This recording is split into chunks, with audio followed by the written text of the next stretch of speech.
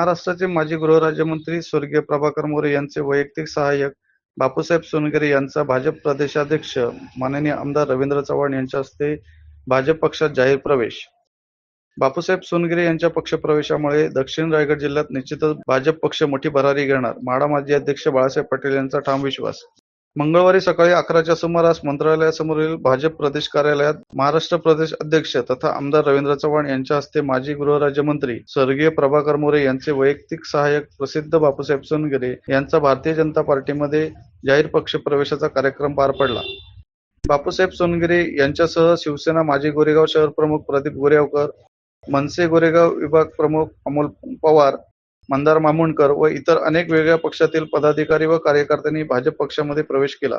यावेळी भाजप प्रदेश सरचिटणीस विक्रांत पाटील, रायगड जिल्हा सरचिटणीस वैकुंठ पाटील, रायगड जिल्हा सरचिटणीस प्रशांत शिंदे, दक्षिण रायगड जिल्हा उपाध्यक्ष नाना महाले, माणगाव तालुका अध्यक्ष युवराज मुंडे, नागाव सरपंच यशवंत कासरेकर, दक्षिण रायगड जिल्हा सरचिटणीस गोविंद कासार, दक्षिण युवा मोर्चा अध्यक्ष निलेश तोरे व इतर पदाधिकारी उपस्थित होते. या पक्षप्रवेशाच्या कार्यक्रमानंतर श्री बापूसाहेब सोनगिरे यांनी सहकार्यांसमेत माननीय आमदार प्रवीणभाऊ दरेकर यांची भेट घेऊन दक्षिण रायगड जिल्ह्यात भाजप पक्ष बळकट व्हावे या संदर्भात सविस्तर चर्चा केली. तसेच पनवेलचे आमदार माननीय प्रशांतजी ठाकूर यांच्या निवासस्थानी भेट देऊन त्यांना वाढदिवसाच्या शुभेच्छा देत दक्षिण रायगडमध्ये जोमाने काम करू असा शब्द बापूसाहेब सोनगिरे व इतर प्रवेशकर्त्यांनी यावेळी दिला. यानंतर माजी म्हाडा अध्यक्ष बाळासाहेब पाटील यांनी बापूसाहेब सोनगिरे यांच्या बुद्धी, कौशल्य, कर्तृत्ववान शैली व ध्येयासाठी लढण्याची धमक आहे.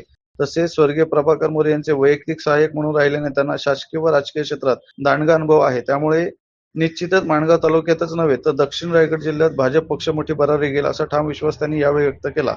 Bureau report, Goregaon.